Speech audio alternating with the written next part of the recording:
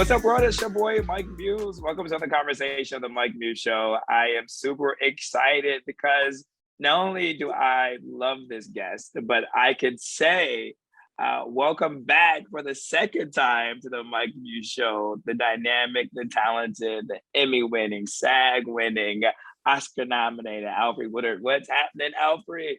Oh, I am so happy to see you, man. This is good. It's so good. Alfre, you were here when we had that movie Clemency that you were in, and we had a great time being in the studio, but I've been really enjoying here with Zoom, and that background, that picture is amazing, Alfre. What is that picture, that painting? That is Zumi Kamalo, and I said Zumi. Boosie, sometimes I have Zoom on the brain. Oh, no. Boosie Kamalo, and I got it back probably in '92 in Port Elizabeth in South Africa, and I discover all these things. So I've had it that long, but it's made from all the materials from the township, in his township in outside of Cape Town. It's like the stones, the tin, everything. It's three-dimensional, but yeah, that's what it is. And even after 10 years, I'll be standing here at night, late at night after a dinner party, and I'll discover somebody. Yeah. Can you see me? Like there. Yeah. I just found her during pandemic. Oh my God. It's amazing. So audience, you have to, for those of you listening to us right now in your cars, your crib, maybe your office, go to the YouTube video that will be released on Monday morning so you can see this painting that we're talking about. One, Alfre looks amazing. Your haircut looks awesome. Love the color on you. It as well. You are very beautiful. But the painting we're talking about is absolutely stunning. And Alfre, I've had the pleasure of being going to South Africa just once, but it's a reminder of the towns that you see, of those chants that are existing there. Yeah. And so this piece, the portrait, even it's come through from the Zoom, it covers it perfectly, an accurate portrayal. And I think there's something to be said about art, how you can see a painting, but always constantly be seeing something different. And I think a lot of times it's about your lived experience or what you're going through that week, that month, that year, that you'll get to notice something. Yes. Yeah. Yes. I believe art is a living moment based upon your human dynamic and the human experience as you're going through, and you can experience it differently. And even with moving pictures, going back to see something you've seen 10 years or 20 years or 30 years before, it's because it's our story and we're living people, and it keeps living as you live.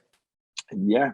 And there's this paintings. I don't know why, there's a moment, Alfre, I was going through where I only gravitated towards like dark canvas works of art. Like the darker the canvas, like there wouldn't even be any abstract paintings or any figures. It was just lots of overlay of black paint on canvas, right? And I was able to get into the nuance of like the different depths of blackness, right? Where the blackness is more darker than other, right? And so, but I think it was something I was going through too as well. And that was also a time period where I wasn't unhappy, right? But like I was definitely going through therapy. That's my therapy. I really kicked in, right? And so I was really just unpacking a lot of layers, right? And so I think I was really in that space of unpacking, right? And then so for me, art is that because we don't own art, right? We're just the custodians of the art, right? We're custodians. Even the art is coming through them, because creativity is a scientific principle. It doesn't belong to us. And I'll tell you this, one of my things that I keep on the front of my script every day I go to work is Lorca, Federico Garcia Lorca. He said, who was, of course, put to death by the fascists in Spain because he was not a fascist, because he was homosexual.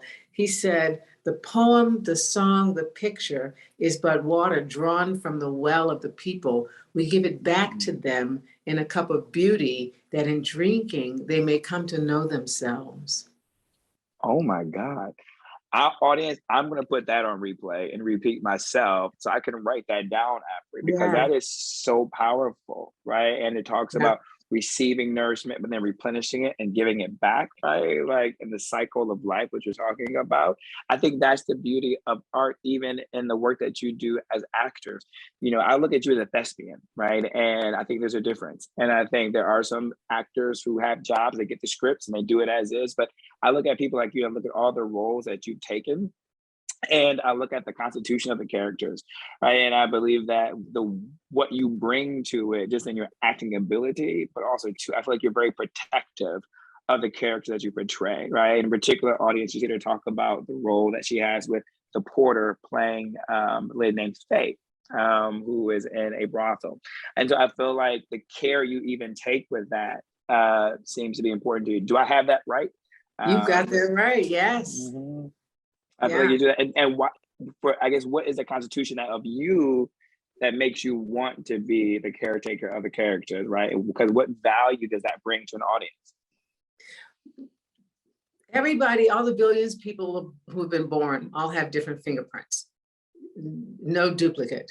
So one of the things that human beings want most is to be understood. We think we want money and fame or whatever, all kinds of things. What we want is to be understood. And so to have somebody, we're trying to make somebody be understood when we bring a character in a story to the present. So that's my job, is to honor that. And so you have to get all of your mannerisms, the way you speak, the way you move, your attitudes, your preferences out of the way. And your script, your writer will give you clues into who that person is, but you have to stand that person up, not only flesh them out, you have to turn the character into a human being to the point that you can smell your character. It has to be that specific. And so that character, even if it's a fictional character, it's a composite of we don't know how many people that writer has seen. So you honor that by trying to get that specific and present that person's point of view and to look out of their eyes. And so that's the job. That's our practice. That's why we're never done. Yeah, but that's why you're so great. I think that's what separates the good from the great. And I think that's what separates those who are just doing it because they think acting is fun, right? But like don't understand the responsibility that pop culture and that art has in moderating social discourse and social conversation, and that the care you should give to these characters, although they're fictional. I love how you nailed in it and said you don't know who that writer has been exposed to as they created these characters, right? Because they're all summoned from the billions of people that are out there in some capacity. And so it's dignifying that. And I love how you put that out. You are dropping some gems right now. I don't know what you had in your coffee this morning, but you are definitely dropping something good. Well, let's talk then, since we're talking about that, your character, Faye. Audience, the show Porter on BET Plus is a story of these two train porters set in the 1920s. And I think for me, Alfre, it's so perfectly timing as we're thinking about how to unionize, the porter in the system back then. We're dealing with that right now in real life with unions and Starbucks workers, talking about coffee, Starbucks workers, Amazon workers across the country are trying to unionize. But then really too, we're talking about sex workers right now, right? And then you are playing a person who is a sex worker. I never thought Alfre would do a role like that, which is why I love you for taking roles like this. And now we went from almost dignity of work pre-pandemic to the pandemic. We saw the rise of sex workers, right? And what that means, and putting the dignity on that. I'm just curious, what has been your evolution on the idea of sex workers prior to taking this role? And then what has Faye informed you as you have been portraying her on the world of sex workers? I will play any human being if it's well written. I don't go to work unless it's well written. But human beings are people's children. I'm a female, so a daughter, maybe a wife, a mother, whatever. But I find the human being, and what they do, you add that on, but you find their identity. So I will play anyone. I learned because having to really be able to look out of that person's eyes onto the world, you have to be in their shoes or in their feet. I'll just put it. Now, I took this role because I was already executive producer, and we can talk about the brilliant African Canadian team that put this together and that are our talent on this. But about 4 months in, they said, okay, on another series, but if we could condense a short role into 6 weeks, would you come? And I said, if it's good, I'll come. If it's not good, I'll still love you and I'll be an EP, but I'm not gonna be here if it's not good. So they offered me an associate of A. Philip Randolph, who is in the series, or this Faye. And I said, you know what? If you let me play Faye, I'll come. And they said, you want to play Faye? And I said, because Faye is somebody's daughter. Faye is a cousin. Faye is a mama needing something. And so I go to work when I think there's something I can think of that maybe somebody else won't think of. And I knew that she has a tragic past. We won't go into it. It was just backstory for me to come up with the writers. And people react differently to their circumstances. But when you have power, the real power you have, not control over the circumstances, but how you react to those circumstances, how you respond. And so I wanted to bring a character forward that was not victimized, that she believed in love. She actually is from the church, frankly, and after some really horrible tragedy in her life, all she was left with was the gospel, the good news, love. So she believes that. Now, there are some Puritans that will say, oh, that's, this is carnal law. I'm not talking about that because, all of our efforts to love, whether they're physical, however we do them, is actually, it is a reach for touch, is a reach for understanding. And so I wanted the brothel to be a place where the girls, it's 1921, they have more agency than any of the women around them, whether they're drinking out of a bone china or a tin cup. They still are having to answer to the man in their life, their father, their husband, their lover, their brother. But in that house, I said, we are all in here together and we look out for each other. There's no harm going on in this house. And the men that are coming to us, they're not skulking in and, abusive. They come because there's something they need that they're not getting where they live, not getting from the society, their house, their partner, whatever. And so that's the basis of the brothel we created. And I just wanted I wanted there to be, to people to imagine somebody else's point of view about what they're doing. Now, so that's how I came to Faye, and it was a lot of fun. And I really never thought about sex workers outside of the fact that they should be unionized.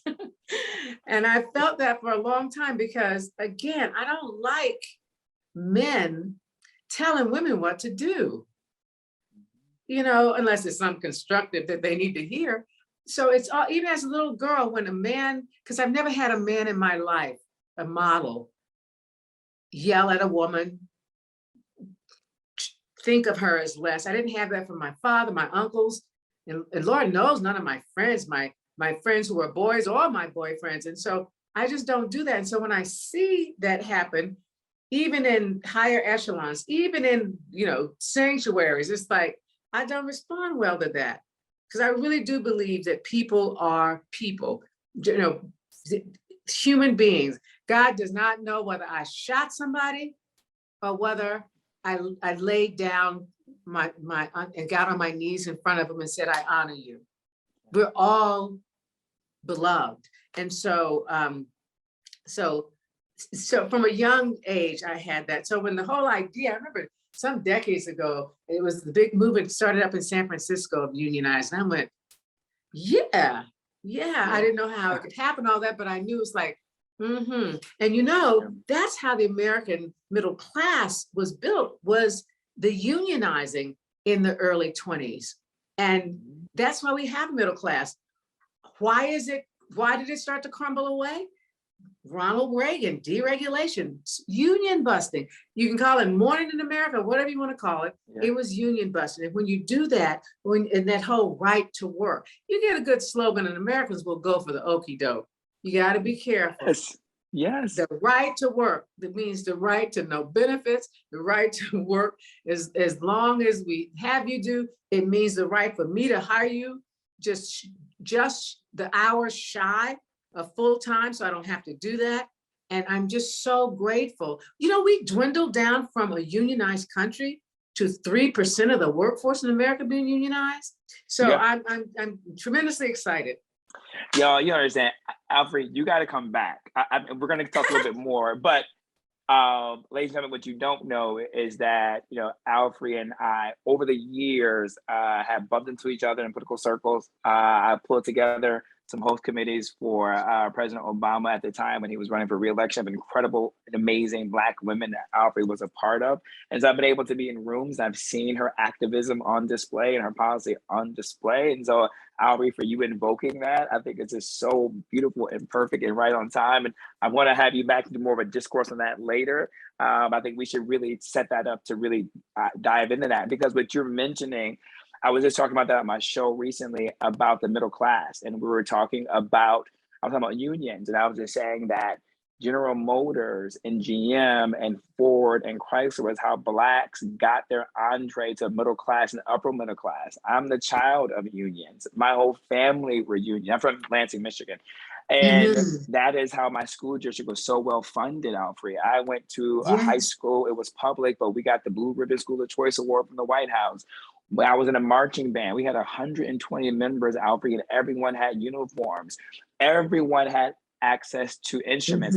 I had my own, but if any student wanted to play an instrument, they got that instrument for a full year. We were just fully funded. I went to the University of Michigan. There was so many kids who was paying tuition from their parents who worked in the automotive industry from the union. Like, the unions played such a major role to what you're saying about the unionization. And now we have the idea everybody wants to bust up the unions, but we know why. That's all for a political campaign. They're afraid of grassroots movements when it comes to like supporting candidates. That's a whole other thing. But the role of the union really was that, and also to protect the workers. They call it the Cadillac insurance for a reason.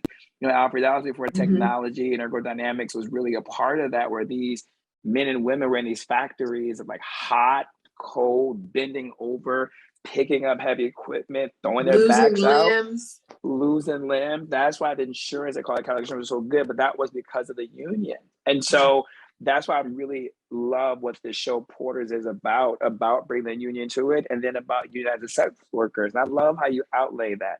God's biggest commandment in religion and church, if we're going to go there, is agape love, right? Like that is the biggest commandment of all, right? And so in every tradition, every prophet, anywhere, that's what they came to say. All the rest is window dressing that some man made up.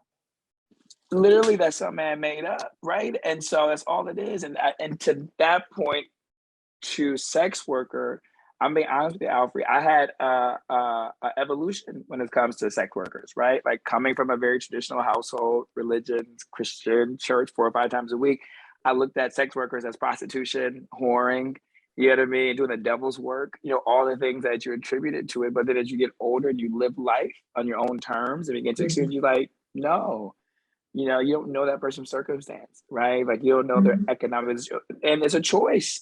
And for them, it's empowering, right? And I'm like, you're doing it for free just because, but they're using it. And we're not talking about people who are being exploited. We're not talking about, that's entirely different. Okay, but carry on, No, I'm glad you put that in there, because that's key, because there is a subset that is being of exploitation. But we're talking about, I'm going to use your word, Alfre, those who have agency, right? And those who are choosing to do it, right? And this is their way and the choice to do it. We've seen how stories come out of the pandemic, how people were able to make a living, off of their sex work, right? And then the need to be protected. I'm so glad you brought this to the space today, Alfre. Thank you, and thank you for taking on this role, right? When it comes to that, because I think you're going to moderate a lot of people who, like me, previously put a value on it.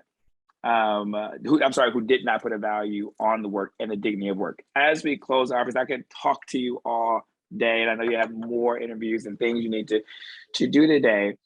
Aside from the sex worker dynamic, what do you hope Porter will moderate, in our social discourse right now? I mean, the cast is beautiful, the storylines are beautiful, it's shot beautiful, the pacing is perfect, the editing is awesome, the acting is just get out of here, right? Yes. So all that being said, what are you hoping when people leave the series? What are you hoping they leave with? Well, I'm so excited that they get a glimpse into how we do. And, back in the day, if there are 6 hours left in the day, people didn't matter. My pediatrician had a side hustle, but Black people and brown people, they say, okay, I got 6 more hours. You see a need, you fill it. We are strivers. And I want young people to know, like, history is just what you did last weekend. So don't shy away from history. It's just like a whole bunch of weekends. You made history last weekend, whether you were turning up or whether you were out, registering people to vote, you made history. So it's just a whole lot of series of weekends. And I want people to know that being in service has served us well. Being in service is power. Those porters, they know the lay of the land everywhere. We're riding the rails between Montreal and Chicago in 1921. So there's music, there's jazz, there's artists dancing and singing. There's the Garveyites up there. And even within the Garveyite movement, the Black Cross nurses, one of our main characters, she is bucking against the Garveyite lieutenant saying, back to Africa, let's use this money right here in Saint Antoine. Look at these people. And it is Faye's relationship with the upright Black nurse that they see each other and they learn from each other in a very visceral way, and they have fellowship. So there's all the women's bonding. Our 2 lead guys have come from the First World War. And from everything that we have read and all accounts, it remains the most devastating and vicious experience on our boys. And 2 of our guys after that were in Wales in an incredibly horrendous situation that I won't spoil it, but they come back and they are strivers. One strives in the way towards the unions, the other one strives the way the dominant culture striving in 1921 in Chicago. Organized and disorganized crime. There's so much there. So everybody's gonna get something from it. Alfre Woodard, I love you. You are so dope. The way you characterize that, the way you led with service. We are service oriented. I love how you framed it all. I cannot wait to have you back a third time for the Mike Muse Show. You are welcome here anytime. I want to do more with you. Ladies and gentlemen, the incredible Alfre Woodard, please make sure you go check out The Porter on BET Plus. Find it, stream it now. You won't be disappointed, clearly, by this conversation. Alfre Woodard, thank you so much. I want you to enjoy your weekend and enjoy the moments. I appreciate you, man. Good Friday. All right. Take care. Bye-bye.